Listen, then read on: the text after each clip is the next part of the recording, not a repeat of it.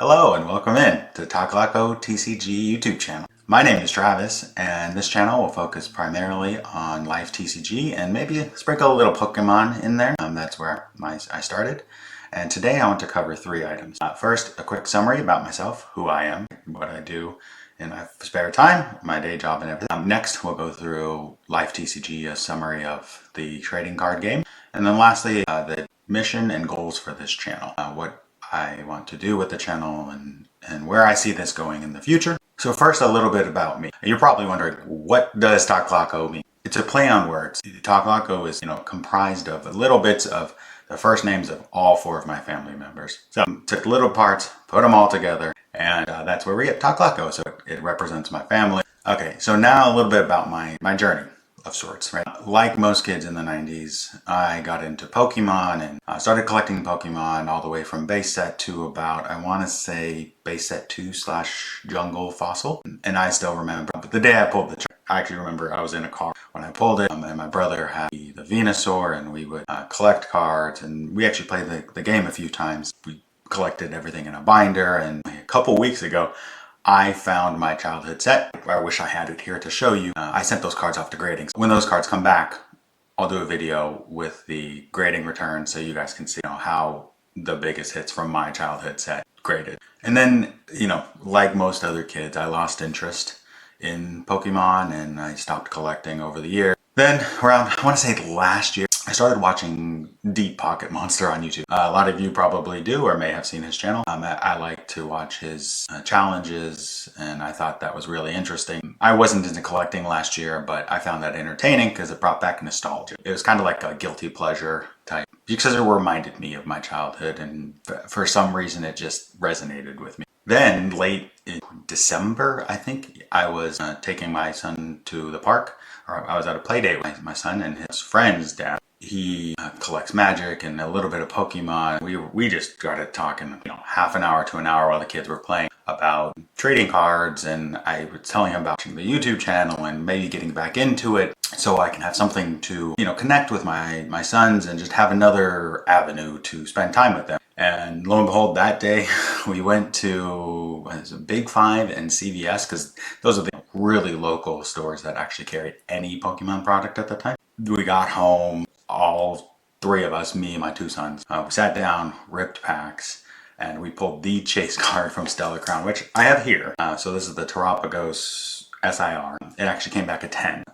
So you can see the grade. Came back at 10, but this card right here actually kind of reignited a passion, and I get so excited when I look at this because this is kind of what set this entire journey off. And if I had to do it again, I totally would. It's something that has brought me a lot of fulfillment and joy, spending more time with my kids, but I did not know I had a desire and a want to pursue collecting in the hobby until I pulled that card. So after pulling that card, I looked at the bill, credit card receipt, and it's expensive, as you all know. And I've wanted to figure out a way to keep the cost minimal, but still collect and grow our collection. And I said, okay, let's start selling. I've sold other things online in the past, so to me, I think I can buy and sell Pokemon cards to make a little bit of profit each month, right? My goal is to not get rich. All I want to do is just make enough money to pay to open packs with my kids, a couple times a month. And that's where this started. And that's why I created the eBay store.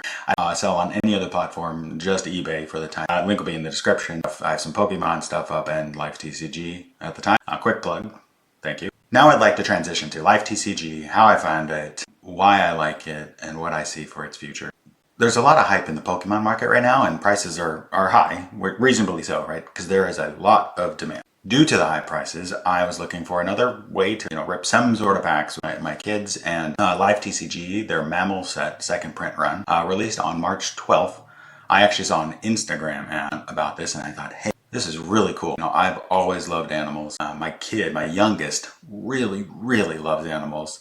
One of the favorite places in the world is the zoo. So I thought this would be great. We talked to my mom, we bought a pack, because my mom actually opens packs so that she loves it. And bought a booster box for him. I love the Life TCG, their mission. And their mission is to educate a generation. There's many, many, many just domesticated animals, but the percentage that are wild are very small.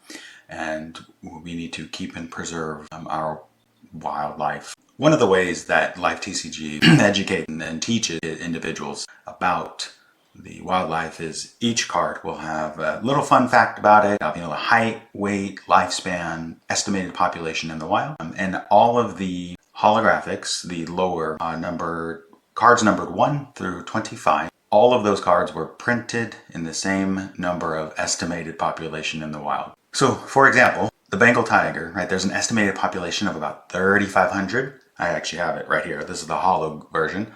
All of the hollows are printed in the number of them in the wild. So there will only ever be 3,500 of these cards printed. And that creates a scarcity and drives home the point of there's really not that many animals, and we need to do what we can, even if it's a little part, to help them and preserve our wildlife. One of the ways that Life TCG has shifted and moved and modified to help preserve and help the wild animals is, you can see in their latest print run, they've changed from a plastic packaging wrapping on the booster packs to paper and are recyclable. So no more waste going into the land for them. Also, they've committed money from the sale of each product to the World Wildlife Fund. That's I think $1 per booster, 50 cents per starter box, and 25% per mini box, with 30,000 pounds committed in funding from a release date of the first set, which was last July, so June 24th, through